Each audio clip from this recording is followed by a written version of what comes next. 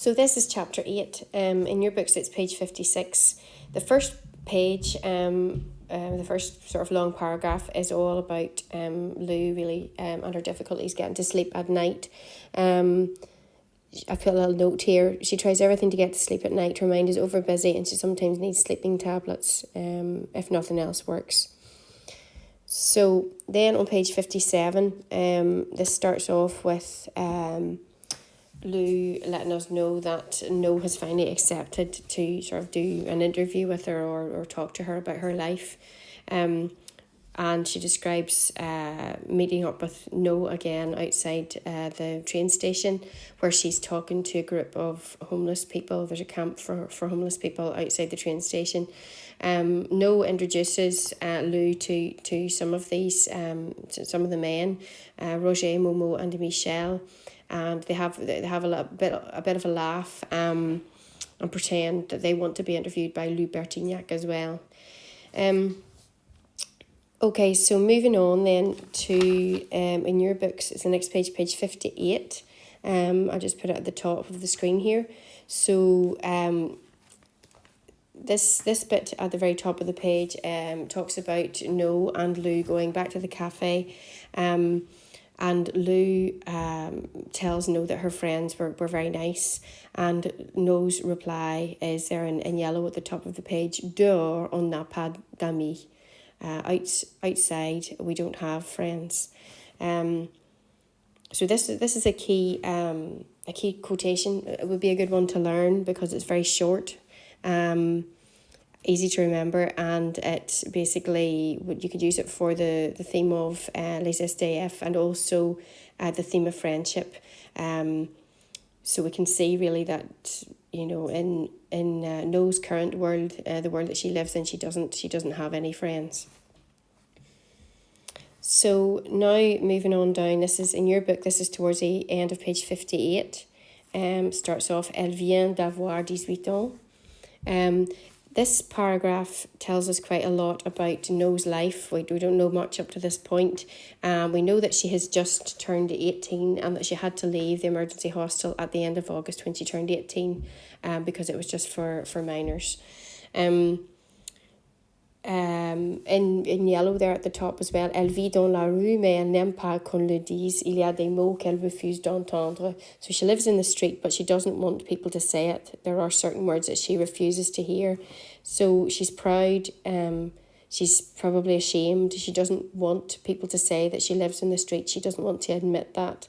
And Lou has to be very careful what she says because she knows if she says the wrong thing, No might just stop talking. Again here we learn yes, that she doesn't like or trust adults as well. So I just written there, so you can maybe think about this. Why not? Why might she not trust adults? We'll find out more about that later. So here in yellow again, we find out some more details about No's habits. We know that she drinks beer, she bites her nails, and she smokes. And she also pulls a suitcase behind her all the time, containing her whole life. So it paints quite a sad picture of No and how she's basically bringing her life behind her in this suitcase. The suitcase will come up throughout the novel, so just remember that one. Okay, so moving on down again, this is in your book. It is about 10 lines down on page 59.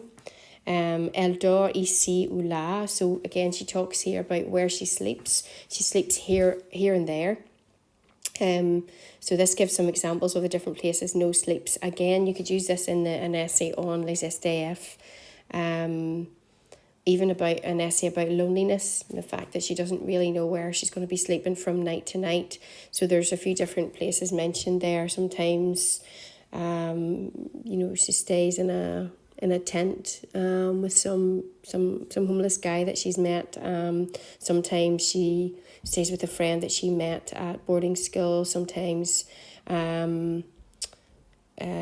with a train conductor who gives her a room from time to time. Okay, and then at the top of my page here now, which is just at the bottom of the main paragraph on page 59, quand elle ne sait pas où dormir, elle s'appelle le SAMU social pour trouver un centre d'accueil d'urgence, mais avant l'hiver, c'est difficile car beaucoup sont fermés. So when she doesn't know where to sleep, she calls the social services, the emergency services, to find an emergency shelter. But before winter, it's very difficult because many of them are closed. Okay, so now we're coming towards the bottom of page 59 in your books.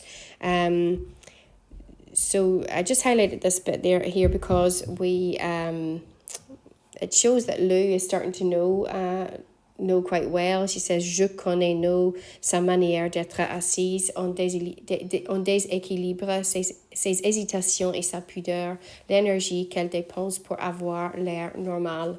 So Lou feels she knows No quite well, and she describes the efforts No goes to appear normal. She then speaks, and this one is at the top of page 60 in your books. She says, je vois la fatigue sur son visage, c'est comme un voile gris que la recouvre. So No looks very tired. Now, in this next paragraph, so this would be a key paragraph as well, with regard to the difficulties of homeless people. So if an essay on that came up, this has some good examples of things you could put. I've just highlighted a few of these. Elle raconte la peur, le froid, l'errance, la violence. So she talks about fear, the cold, sort of wandering around all day, violence. And again, this one for you is just about the middle of page 60. Elle raconte, in yellow here, elle raconte sa vie, sa vie, les heures passées à attendre et la peur de la nuit. She talks about her life and the hours spent waiting and her fear of nighttime. Then we are getting to, this is the last paragraph on page 60. So Lou has to rush off then in the evenings to go home, and she leaves No often without even knowing where she's going to sleep. Sometimes No has to leave early, and here I've highlighted this. Sometimes she has to leave to make it to the queue for the shelter. She doesn't know from day to day where she will be sleeping. And then in the very last paragraph, which is on page 61 in your book, I've highlighted this a little bit. So Lou sometimes has to leave No in the cafe, wherever they are. Je cherche quelque chose qui pourrait la réconforter. Je ne trouve pas de mots. Je n'arrive pas à partir. Elle baisse les yeux. Elle ne dit rien. So I try to find something to comfort her, but I can't find the words. I don't manage to leave. She lowers her eyes and says nothing. So here we see that Lou just doesn't know what to say to help No, and she feels powerless.